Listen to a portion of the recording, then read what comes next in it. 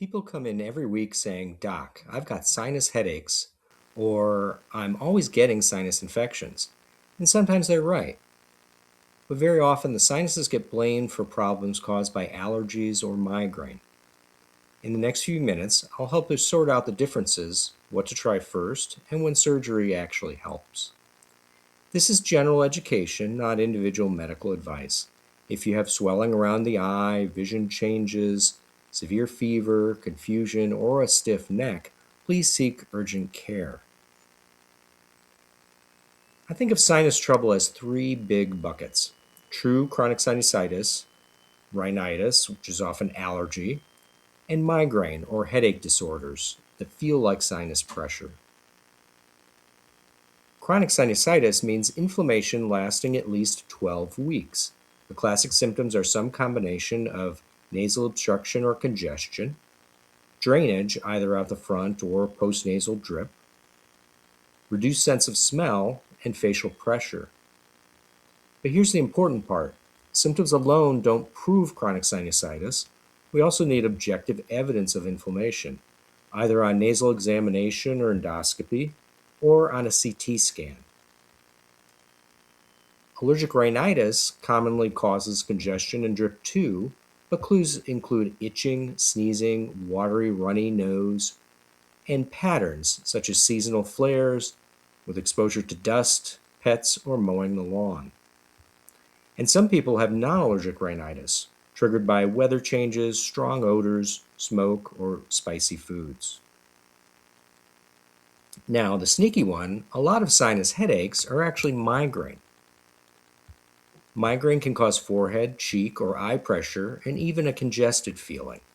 Clues are nausea, light or sound sensitivity, throbbing pain, being worse with activity, or attacks that tend to come and go. If the CT scan is normal and your main issue is facial pain or headache, the sinuses are usually not the root cause of what's going on. So what actually helps us separate these? A focused history and examination. I'll often do nasal endoscopy to look for swelling, polyps, or drainage, doing a culture at times. And if we're seriously considering chronic sinusitis, a CT scan is the most useful test because it shows whether the sinuses are truly inflamed or blocked. Now, most patients improve without surgery. The foundation is simple, but it has to be done correctly. First, saline rinses. They physically clear mucus and irritants and help medications reach the target. Use distilled, sterile, or previously boiled water to help clean the tissues.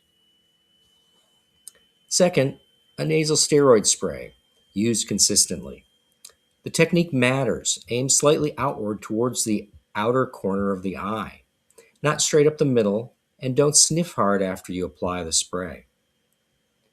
If allergy is a big driver, we add targeted allergy treatment, sometimes antihistamine options, sometimes an antihistamine spray, and for the right patient, immunotherapy can reduce symptoms in the long term. For significant inflammatory flares, especially with polyps, some patients may need a short oral steroid course, chosen carefully. Antibiotics may be used to reduce any bacterial infection component. And we also look for contributors like smoke exposure, reflux, asthma control, and very commonly, migraine. Surgery becomes a good option when you've done appropriate medical therapy, symptoms persist, and we still have objective evidence on CT or endoscopy that the sinuses are inflamed. But if the CT scan is essentially normal and pain is the main symptom, sinus surgery is unlikely to help, and we should pivot to a headache-focused approach instead. Most sinus surgery today is endoscopic, through the nostrils. No facial incisions are needed. The goal is to open the natural drainage pathways and improve ventilation. Another big benefit is that after surgery, rinses and sprays can actually reach the sinuses more effectively. In these video clips, you'll see that we're working in the nasal cavity with an endoscope. Depending on the patient's pattern of disease, we may open the maxillary sinus, address the ethmoid air cells, and sometimes the frontal or sphenoid sinuses. If there are polyps, we remove those. If the septum is deviated, blocking airflow or access, we may straighten that during the same surgery.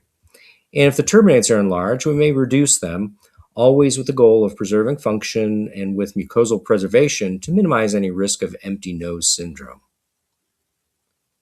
Recovery is typical days to a couple of weeks for the rough part.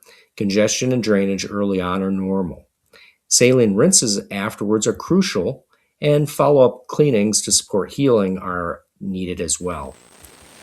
Now, the realistic goal isn't never have a sniffle again. The goal is fewer infections, less congestion, and postnasal drip, improved sleep, better sense of smell for many patients, and less reliance on repeated antibiotics or steroids, meaning a real improvement in day-to-day quality of life. If you take one thing away from this, don't guess. Ask whether your symptoms fit for chronic sinusitis and whether there's objective evidence on endoscopy or CT scan. That single step prevents a lot of frustration. Thank you for listening.